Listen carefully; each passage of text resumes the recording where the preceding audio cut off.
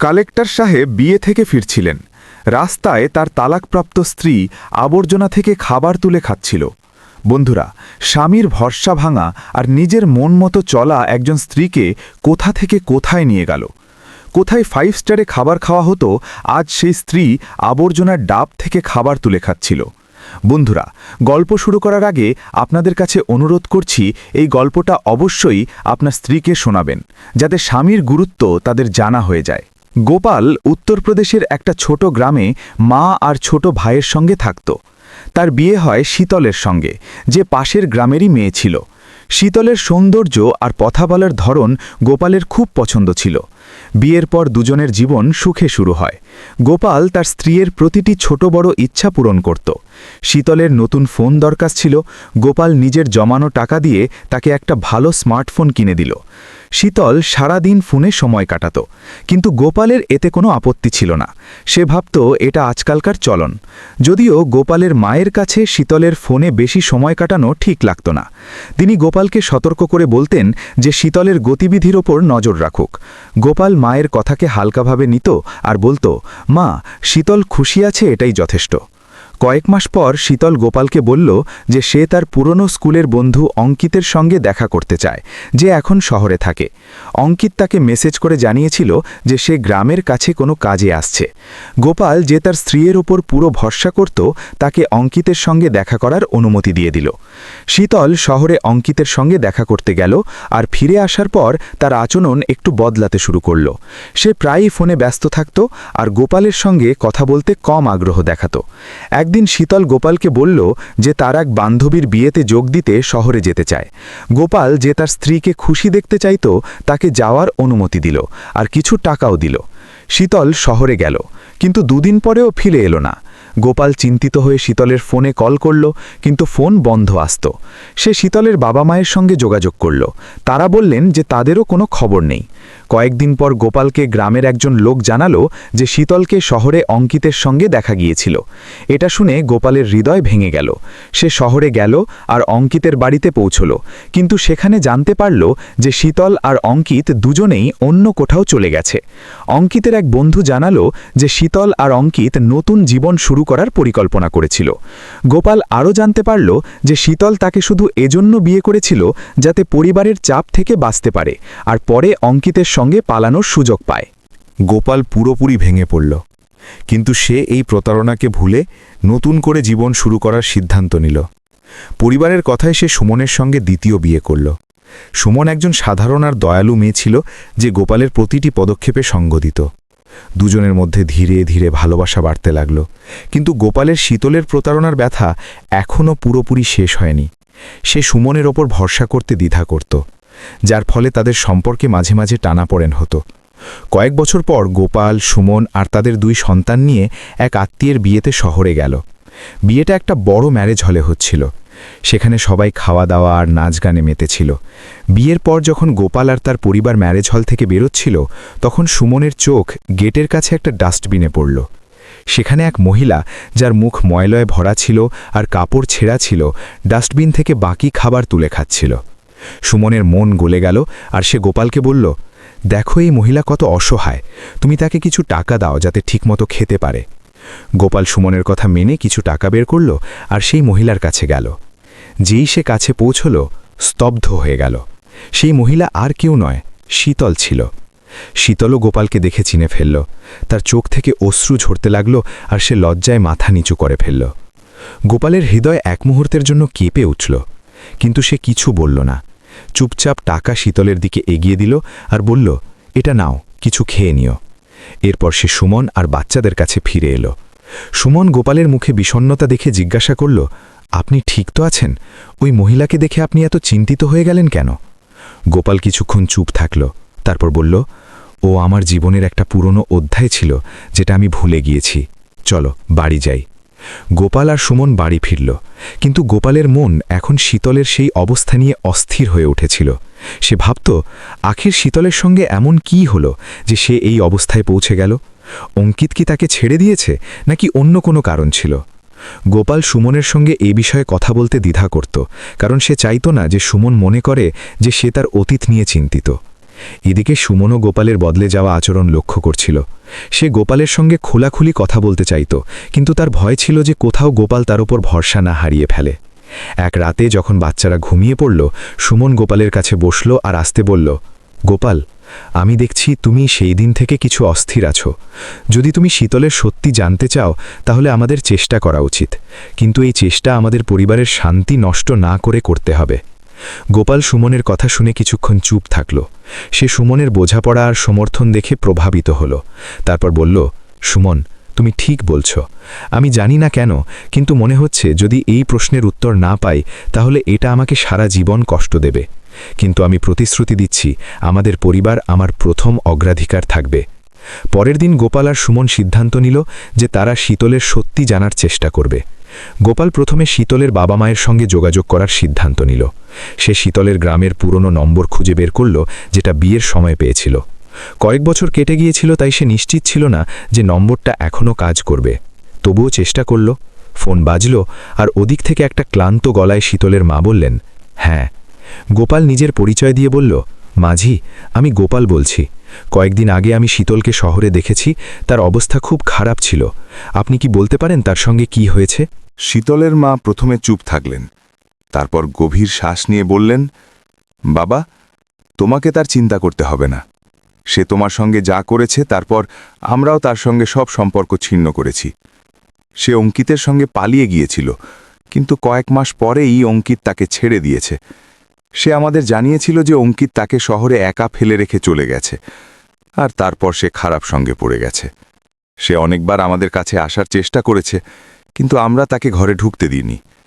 এখন সে কোথায় তা আমরা জানি না। গোপাল এটা শুনে স্তব্ধ হয়ে গেল। সে শীতলের মায়ের কাছে আরও তথ্য চাইল, কিন্তু তিনি আর বেশি কিছু বলতে পারলেন না। ফোন রাখার পর গোপাল সুমনকে সব কিছু বলল। সুমন বলল, গোপাল, এটা শুনে দুঃখ হলো, কিন্তু এখন আমাদের ভাবতে হবে আমরা কি করতে পারি।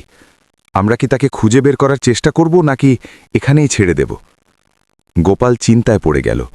সে বলল, সুমন, আমি তাকে ক্ষমা করতে পারি না, কিন্তু তাকে ওই অবস্থায় দেখে মনে হচ্ছে সে হয়তো তার শাস্তি পেয়ে গেছে। তবু যদি আমরা তাকে খুঁজে পাই আর তার কিছু সাহায্য করতে পারি, তাহলে হয়তো আমার মন একটু শান্তি পাবে। সুমন সম্মতি জানালো আর বলল, ঠিক আছে, কিন্তু আমাদের সতর্ক থাকতে হবে। আমরা ম্যারেজ হল থেকেই শুরু করতে পারি, হয়তো সেখানকার লোকেরা কিছু জানে। পরের সপ্তাহান্তে গোপাল আর সুমন সেই ম্যারেজ হলে ফিরে গেল। সেখানকার ম্যানেজারের সঙ্গে কথা বলে জানতে পারল যে এমন অনেক অসহায় মহিলা আশপাশের এলাকায় ডাস্টবিনের কাছে খাবার খোঁজে। ম্যানেজার একটা স্থানীয় এনজিওর যোগাযোগ দিল, যারা গৃহহীন মানুষদের সাহায্য করে। গোপাল আর সুমন সেই এনজিওতে যোগাযোগ করল আর শীতলের চেহারার বর্ণনা দিল। এনজিওর এক কর্মী রিনা তাদের জানালো যে কয়েক মাস আগে তারা এমন এক মহিলাকে দেখেছিল যে কাছের রেলওয়ে স্টেশনের আশপাশে থাকত। রিনা বলল, সে প্রায়ই স্টেশনে ভিক্ষা করত, কিন্তু বেশি কথা বলতো না। যদি চান তাহলে আমি আপনাদের সেখানে নিয়ে যেতে পারি। গোপাল আর সুমন রিনার সঙ্গে রেলওয়ে স্টেশনে গেল। সেখানে ভিড়ের মধ্যে শীতলকে খুঁজে পাওয়া সহজ ছিল না। ঘণ্টার পর ঘণ্টা খোঁজার পর সুমনের চোখ এক কোণে বসে থাকা এক মহিলার ওপর পড়ল। সে শীতল ছিল, কিন্তু এখন তার অবস্থা আরও খারাপ হয়ে গিয়েছিল। সে একটা পুরনো শাড়িতে জড়ানো ছিল, আর তার মুখ ক্লান্তি ও হতাশায় ভরা ছিল। গোপাল আস্তে আস্তে তার কাছে গেল। শীতল তাকে দেখে প্রথমে চমকে উঠল, তারপর মাথা নিচু করে ফেলল। গোপাল বলল, শীতল, আমি তোমাকে বিচার করতে আসিনি। আমি শুধু জানতে চাই তুমি কিভাবে এই অবস্থায় পৌঁছে গেলে। যদি তুমি চাও তাহলে আমরা তোমার কিছু সাহায্য করতে পারি। শীতলের চোখ থেকে অশ্রু ঝরতে লাগল। সে ভাঙা গলায় বলল, গোপাল, আমি যা করেছি তার জন্য আমি কোনো ক্ষমা চাই না। আমি সব কিছু হারিয়েছি। অঙ্কিত আমাকে ধোঁকা দিয়েছে, আর তারপর আমি ভুল পথে চলে গিয়েছি। এখন আমার কাছে কিছুই বাকি নেই। সুমন যে পাশে দাঁড়িয়েছিল, শীতলের কথা শুনে তার হাত ধরল আর বলল, শীতল, যা হয়ে গেছে তা ফিরিয়ে আনা যায় না, কিন্তু তুমি এখনও তোমার জীবন ভালো করতে পারো। যদি তুমি প্রস্তুত থাকো তাহলে আমরা এই এনজিওর মাধ্যমে তোমাকে কিছু সাহায্য দিতে পারি। শীতল প্রথমে দ্বিধা করল, কিন্তু তারপর আস্তে মাথা নাড়ল। রিনা তাদের জানালো যে এনজিও শীতলকে একটা আশ্রয়গৃহে জায়গা দিতে পারে, যেখানে তাকে খাবার, কাপড় আর কিছু মৌলিক প্রশিক্ষণ দেয়া হবে, যাতে সে স্বাবলম্বী হতে পারে। গোপাল আর সুমন শীতলকে আশ্রয়গৃহ পর্যন্ত পৌঁছে দিল। সেখানে শীতলকে একটা নতুন বিছানা আর কিছু পরিষ্কার কাপড় দেওয়া হলো। শীতল গোপাল আর সুমনকে দেখে বলল, আমি জানি না আমি তোমাদের ধন্যবাদ কিভাবে দেব। তোমরা আমার জন্য যা করেছ আমি কখনো তার যোগ্য ছিলাম না। গোপাল উত্তর দিল, শীতল, আমি এটা নিজের জন্য করেছি, যাতে আমার মন শান্ত থাকে। এখন তোমার জীবন তোমার হাতে, এটাকে সামলাও। শুরুতে শীতল চুপচাপ আর ভাঙা থাকত, কিন্তু ধীরে ধীরে সে আশ্রয়গৃহের অন্য মহিলাদের সঙ্গে কথা বলতে শুরু করল। তাদের গল্প শুনে তার বোধ হল যে সে একা নয় যাদের সঙ্গে জীবন অন্যায় করেছে। তবে শীতলের মনে একটা আগুন জ্বলছিল। সে অঙ্কিতকে কখনো ভুলতে পারেনি, যে তাকে ধোঁকা দিয়ে রাস্তায় ফেলে দিয়েছে। রাতে যখন সে বিছানায় শুয়ে থাকত, তখন অঙ্কিতের কথা, তার হাসি আর তার নিষ্ঠুর আচরণ চোখের সামনে ঘুরত। শীতল ভাবত, যদি আমি তার কিছু না করি তাহলে সে আরও মেয়েদের জীবন নষ্ট করতে থাকবে। তাকে শিক্ষা দেওয়া দরকার। একদিন আশ্রয়গৃহে সাপ্তাহিক মিটিংয়ের সময় শীতল রিনার কাছে মনের কথা খুলে বলল। সে বলল, দিদি, আমি চুপ করে থাকতে পারছি না। অঙ্কিত আমার জীবন নষ্ট করেছেই, কিন্তু আমি জেনেছি যে সে এখনও শহরে একইভাবে মেয়েদের জালে ফেলছে। আমি চাই তাকে শাস্তি পেতে হোক, যাতে আর কেউ আমার মতো নষ্ট না হয়। রিনা শীতলের কথা মন দিয়ে শুনল আর বলল, শীতল, তোমার রাগ জায়েজ, কিন্তু প্রতিশোধ নেওয়া বিপজ্জনক হতে পারে। যদি তুমি চাও যে অঙ্কিত শাস্তি পাক, তাহলে আমাদের আইনি পথে যেতে হবে। তুমি কি এর জন্য প্রস্তুত? শীতল প্রথমে দ্বিধা করল, কারণ তার আইন আর পুলিশের ওপর ভরসা ছিল না। কিন্তু রিনা তাকে বোঝালো যে যদি সে চুপ থাকে তাহলে অঙ্কিতের সাহস আরও বাড়বে। রিনা একজন উকিলের সঙ্গে যোগাযোগ করল, যিনি এনজিওর সঙ্গে বিনামূল্যে কাজ করেন। উকিল, যার নাম সঞ্জয়, শীতলের সঙ্গে দেখা করলেন আর তার পুরো গল্প শুনলেন। তিনি বললেন, শীতল, তোমার কাছে অঙ্কিতের বিরুদ্ধে শক্ত মামলা হতে পারে, বিশেষ করে যদি তুমি প্রমাণ করতে পারো যে সে তোমাকে ধোঁকা দিয়েছে আর তোমার জীবন নষ্ট করেছে। কিন্তু এর জন্য প্রমাণ দরকার। তোমার কাছে কি কোনো মেসেজ, ছবি বা সাক্ষী আছে? শীতল চিন্তায় পড়ে গেল। তার মনে পড়ল যে যখন সে অঙ্কিতের সঙ্গে ছিল তখন সে অনেকবার তাদের কথোপকথন ফোনে রেকর্ড করেছিল। যদিও তার পুরনো ফোন হারিয়ে গিয়েছিল, কিন্তু তার মনে ছিল যে অঙ্কিত তাকে কিছু ধমকানো মেসেজ পাঠিয়েছিল, যেগুলো হয়তো তার পুরনো ইমেল অ্যাকাউন্টে এখনও আছে। শীতল রিনা আর সঞ্জয়ের সাহায্যে তার পুরনো ইমেল অ্যাকাউন্ট খুলল আর কিছু মেসেজ খুঁজে বের করল, যেগুলোতে অঙ্কিত তাকে ভয় দেখিয়ে ছেড়ে যাওয়ার হুমকি দিয়েছিল। সঞ্জয় বললেন, এটা শুরুর জন্য যথেষ্ট, কিন্তু যদি আমরা অঙ্কিতর বিরুদ্ধে পাকা মামলা তৈরি করতে চাই তাহলে জানতে হবে সে এখন কোথায় আছে আর সে কি অন্য মেয়েদের ফাঁসাচ্ছে। রিনা পরামর্শ দিলেন যে তারা শহরের কিছু এলাকায় খোঁজ করুক, যেখানে অঙ্কিত সম্পর্কে তথ্য পাওয়া যেতে পারে। শীতল, রিনা আর সঞ্জয় একটা পরিকল্পনা তৈরি করল। শীতল জানত যে অঙ্কিত প্রায়ই শহরের একটা জনপ্রিয় ক্যাফেতে তার শিকারকে নিয়ে যেত। সে রিনার সঙ্গে সেই ক্যাফেতে গেল, কিন্তু সতর্কতার সঙ্গে, যাতে অঙ্কিত তাকে না দেখে ফেলে। সেখানে কিছু সময় কাটানোর পর শীতলের চোখ অঙ্কিতের ওপর পড়ল। সে একটা তরুণী মেয়ের সঙ্গে বসেছিল, আর তার সেই পুরনো চালাক ভাব দেখা যাচ্ছিল। শীতলের রক্ত ফুটে উঠল, কিন্তু সে নিজেকে সংযত রাখল। রিনা চুপি চুপি কয়েকটা ছবি তুললেন আর সেই মেয়ের মুখ মনে রাখলেন। আশ্রয়গৃহে ফিরে এসে সঞ্জয় ছবিগুলো দেখে বললেন, আমাদের সেই মেয়ের কাছে পৌঁছতে হবে। যদি সেও অঙ্কিতের সত্যি বলে দেয় তাহলে আমাদের মামলা আরও মজবুত হবে। রিনা তার কিছু পরিচিতের মাধ্যমে সেই মেয়ের খোঁজ বের করলেন। তার নাম নেহা, আর সে একটা কলেজের ছাত্রী। রিনা আর শীতল নেহার সঙ্গে তার কলেজে দেখা করতে গেল। নেহা প্রথমে ভয় পেল, কিন্তু যখন শীতল তার গল্প শোনালো তখন নেহার চোখ ভিজে গেল। সে জানালো যে অঙ্কিত তাকে বিয়ের প্রতিশ্রুতি দিয়েছিল আর তার কাছ থেকে টাকা ধার নিয়েছিল। নেহা বলল, আমার সন্দেহ হতে শুরু করেছিল, কিন্তু আমি ভয় পাচ্ছিলাম যে যদি কাউকে বলি তাহলে সে আমাকে বদনাম করে দেবে। শীতল নেহার সাহস বাড়ালো আর বলল, নেহা, যদি আমরা চুপ থাকি তাহলে সে আরও মেয়েদের নষ্ট করবে। আমার সঙ্গে এসো, আমরা মিলে তাকে শাস্তি দেব। নেহা রাজি হয়ে গেল আর সঞ্জয়কে তার গল্প আর অঙ্কিতের কিছু মেসেজ দিল। সঞ্জয় এখন অঙ্কিতের বিরুদ্ধে প্রতারণা, হয়রানি আর মানসিক নির্যাতনের মামলা তৈরি করলেন। তিনি শীতল আর নেহাকে থানায় নিয়ে গেলেন, যেখানে তারা অভিযোগ দায়ের করল। পুলিশ প্রথমে টালবাহানা করল, কিন্তু সঞ্জয়ের চাপ আর প্রমাণের কারণে তারা অঙ্কিতকে হেফাজতে নিতে বাধ্য হল। অঙ্কিত যখন জানতে পারল যে শীতল আর নেহা তার বিরুদ্ধে অভিযোগ করেছে, তখন সে ঘাবড়ে গেল। সে পুলিশকে বিভ্রান্ত করার চেষ্টা করল, কিন্তু শীতল আর নেহার প্রমাণ এত মজবুত ছিল যে তার বাঁচা কঠিন হয়ে গেল। শীতল আর নেহার নেতৃত্বে অঙ্কিতের বিরুদ্ধে আইনি লড়াই জোরালো হতে লাগল। পুলিশ অঙ্কিতকে হেফাজতে নিয়েছে, আর সঞ্জয় এনজিও কর্মী রিনার সাহায্যে শীতল আর নেহার প্রমাণগুলোকে আরও শক্তিশালী করতে লেগে পড়লেন।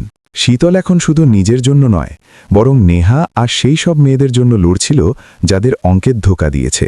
আশ্রয়গৃহে থাকতে থাকতে তার আত্মবিশ্বাস ধীরে ধীরে ফিরে আসছিল, আর সে সেলাইয়ের কাজেও ভালো করতে লাগল। নেহাও শীতলের সাহস থেকে অনুপ্রাণিত হয়ে তার পড়াশোনা আর এই মামলায় পুরো সহযোগিতা করছিল। এদিকে গোপাল আর সুমন তাদের স্বাভাবিক জীবনে ব্যস্ত ছিল।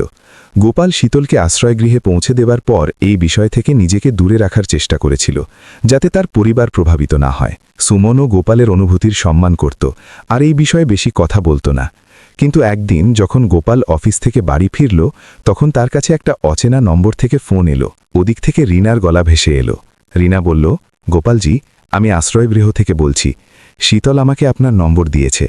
আমি আপনাকে জানাতে চেয়েছিলাম যে শীতল এখন অনেক বদলে গেছে। সে শুধু নিজের জীবন ঠিক করছে না, বরং তার সঙ্গে যে অন্যায় হয়েছে তার বিরুদ্ধে আইনি লড়াই শুরু করেছে।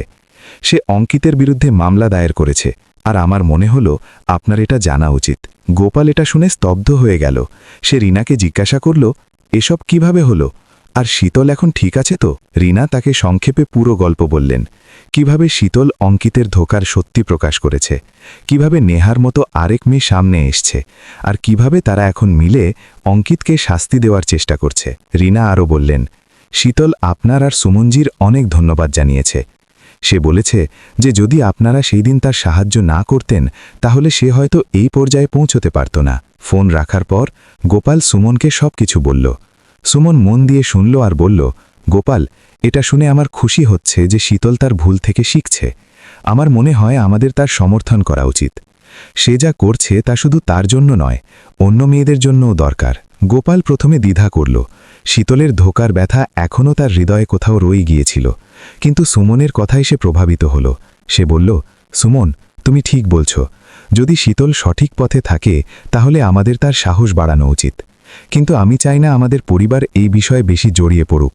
সুমন পরামর্শ দিল, আমরা সরাসরি জড়িত না হয়েও তার সাহায্য করতে পারি, যেমন এনজিওকে কিছু আর্থিক সাহায্য দেওয়া বা শীতল আর নেহাকে এই মামলায় প্রয়োজনীয় সহায়তা দেওয়া। গোপাল এই চিন্তার সঙ্গে একমত হল। সে আর সুমন রিনার সঙ্গে যোগাযোগ করল আর জিজ্ঞাসা করল তারা এই মামলায় কিভাবে সাহায্য করতে পারে। রিনা জানালেন যে মামলার জন্য কিছু আইনি খরচ আছে, আর এনজিওর কাছে সম্পদের অভাব রয়েছে। গোপাল আর সুমন তাদের জমানো টাকা থেকে একটা ছোট অঙ্ক দান করার সিদ্ধান্ত নিল, কিন্তু তারা স্পষ্ট করে দিল যে তারা শীতলের সঙ্গে ব্যক্তিগতভাবে দেখা করতে চায় না। কয়েক সপ্তাহ পর অঙ্কিতের মামলা কোর্টে পৌঁছল। শীতল আর নেহা দুজনেই সাক্ষ্য দেওয়ার জন্য প্রস্তুত হল। শীতল কোর্টে দাঁড়িয়ে তার গল্প বলতে গিয়ে ভয় পেল, কিন্তু নেহা আর রিনা তার সাহস বাড়াল। সঞ্জয় মামলাটাকে এত মজবুতভাবে তৈরি করেছিলেন যে অঙ্কিতের উকিলের উত্তর দেওয়া কঠিন হয়ে পড়ছিল। শীতলের পুরনো ইমেল, নেহার মেসেজ আর কিছু অন্য সাক্ষীর সাক্ষ্য থেকে অঙ্কিতের অপরাধ প্রায় প্রমাণিত হয়ে গেল। কিন্তু তখনই কোর্টে একটা নতুন টুইস্ট এলো। অঙ্কিতের এক বন্ধু, যে একজন প্রভাবশালী ব্যক্তি, কোর্টে সাক্ষ্য দিল যে অঙ্কিত নির্দোষ, আর শীতল আর নেহা তাকে বদনাম করার জন্য এই ষড়যন্ত্র করেছে। এই সাক্ষ্যের কারণে মামলা দুর্বল হওয়ার আশঙ্কা তৈরি হল। শীতল আর নেহা হতাশ হয়ে পড়ল, কিন্তু সঞ্জয় তাদের হিম্মত দিলেন আর বললেন, আমরা এখনো হার মানব না, আমি এই সাক্ষীর বিশ্বাসযোগ্যতা নিয়ে প্রশ্ন তুলব। এদিকে গোপাল আর সুমন রিনার মাধ্যমে কোর্টের কার্যক্রমের খবর পেল। সুমন গোপালকে বলল, গোপাল, যদি আমরা এখন চুপ থাকি তাহলে হয়তো শীতল আর নেহার পরিশ্রম বৃথা যাবে। আমাদের কিছু করা উচিত। গোপাল চিন্তায় পড়ে গেল। সে চাইত না যে শীতলের অতীত আবার তার জীবনে প্রভাব ফেলুক, কিন্তু সে এটাও চাইত না যে অঙ্কিতের মতো লোকেরা শাস্তি ছাড়া পেয়ে যাক। গোপাল রিনার সঙ্গে যোগাযোগ করল আর জিজ্ঞাসা করল, কোর্টে কি এমন কোনো প্রমাণ বা সাক্ষী দরকার যা এই মামলাকে মজবুত করতে পারে? রিনা জানালেন যে যদি এমন কোনো ব্যক্তি পাওয়া যায় যে অঙ্কিতের পুরনো আচরণ বা তার অন্যান্য ভুল সম্পর্কে সাক্ষ্য দিতে পারে, তাহলে মামলায় সাহায্য হবে। গোপালের হঠাৎ কিছু মনে পড়ল। যখন সে শীতলের সঙ্গে ছিল তখন একবার অঙ্কিতের নাম শুনেছিল। শীতল তাকে বলেছিল যে অঙ্কিত আগেও একটা মেয়েকে ধোঁকা দিয়েছিল, যার নাম রিয়া। গোপাল এই কথা রিনা আর সঞ্জয়কে জানালো। সঞ্জয় এই তথ্যের ভিত্তিতে রিয়াকে খুঁজতে শুরু করলেন। কয়েকদিন খোঁজার পর তারা রিয়াকে পেলেন, যে এখন অন্য একটা শহরে থাকে। রিয়া প্রথমে এই মামলায় জড়াতে ভয় পেল, কিন্তু যখন জানল যে শীতল আর নেহাও অঙ্কিতের বিরুদ্ধে লড়ছে, তখন সে সাক্ষ্য দেওয়ার জন্য রাজি হয়ে গেল। রিয়ার সাক্ষ্য কোর্টে গেম চেঞ্জার প্রমাণিত হলো। সে জানালো যে অঙ্কিত তার সঙ্গেও ঠিক একই কাজ করেছে যা শীতল আর নেহার সঙ্গে করেছে, বিয়ের মিথ্যা প্রতিশ্রুতি, টাকা নেওয়া আর তারপর ধোঁকা দেওয়া। রিয়ার কিছু পুরনো মেসেজ আর একটা অডিও রেকর্ডিংও কোর্টে পেশ করা হলো, যেখানে অঙ্কিত তাকে হুমকি দিচ্ছিল। শাস্তি ঘোষণার দিন কোর্টরুমে শীতল, নেহা আর রিয়া একসঙ্গে দাঁড়ালো। যখন জাজ রায় ঘোষণা করলেন, শীতলের চোখ থেকে অশ্রু ঝরে পড়ল। কিন্তু এবার এই অশ্রু দুঃখের নয়, বরং স্বস্তি আর জয়ের। সে নেহা রিয়ার হাত ধরল আর বলল, আমরা এটা করে দেখিয়েছি, এখন আর কোনো মেয়ে অঙ্কিতের কারণে নষ্ট হবে না। নেহা আর রিয়াও তার সাহস বাড়ালো। রিনা আর সঞ্জয়, যারা এই লড়াইয়ে তাদের সঙ্গে ছিলেন, তাদের অভিনন্দন জানালেন। কোর্ট থেকে বের হওয়ার সময় শীতল রিনাকে বলল, দিদি, আপনি আর সঞ্জয়জি না থাকলে আমি কখনো এত সাহস জোগাড় করতে পারতাম না। আর গোপাল আর সুমনজিরও ধন্যবাদ, যারা সেই দিন আমাকে আশ্রয় গৃহ পর্যন্ত পৌঁছে দিয়েছিলেন। রিনা হেসে বললেন, শীতল, এটা তোমার সাহস ছিল, আমরা তো শুধু পথ দেখিয়েছি। ওদিকে গোপাল আর সুমন রিনার মাধ্যমে কোর্টের রায়ের খবর পেল। গোপাল যে এতদিন এই বিষয় থেকে নিজেকে একটু দূরে রাখার চেষ্টা করছিল, এটা শুনে চুপ হয়ে গেল। সুমন তার হাত ধরল আর বলল, গোপাল, তুমি সেই দিন শীতলের সাহায্য করে ঠিক করেছ। দেখো, সে শুধু নিজের জীবন বদলায়নি, বরং অন্যদেরও বাঁচিয়েছে। এখন তোমার মন শান্ত তো? গোপাল হালকা হেসে বলল, হ্যাঁ সুমন, এখন মনে হচ্ছে আমি যা করেছি তা ঠিক ছিল। এখন আমাদের শুধু পরিবার আর ভবিষ্যতের দিকে মনোযোগ দিতে হবে। শীতল আশ্রয় গৃহে ফিরে এলো আর তার সেলাইয়ের প্রশিক্ষণকে আরও গুরুত্বের সঙ্গে নিতে লাগল। কয়েক মাস পর সে এনজিওর সাহায্যে একটা স্থানীয় দোকানে তার হস্তশিল্পের জিনিস বিক্রি শুরু করল। তার পরিশ্রম ফল দিল আর সে ধীরে ধীরে স্বাবলম্বী হওয়ার দিকে এগোতে লাগল। নেহা তার পড়াশোনা শেষ করল আর একটা স্কুলে শিক্ষিকা হওয়ার প্রস্তুতি শুরু করল। রিয়া তার শহরে ফিরে গেল, কিন্তু সে শীতল আর নেহার সঙ্গে যোগাযোগে থাকত। তিনজন মহিলা, যারা একসময় অঙ্কিতের কারণে ভেঙে পড়েছিল, এখন একে অপরের শক্তি হয়ে উঠল। গোপাল আর সুমন তাদের সন্তানদের নিয়ে সুখী জীবনযাপন করতে লাগল। শীতলের অতীত এখন তাদের কাছে শুধু একটা পুরনো স্মৃতি হয়ে রইল।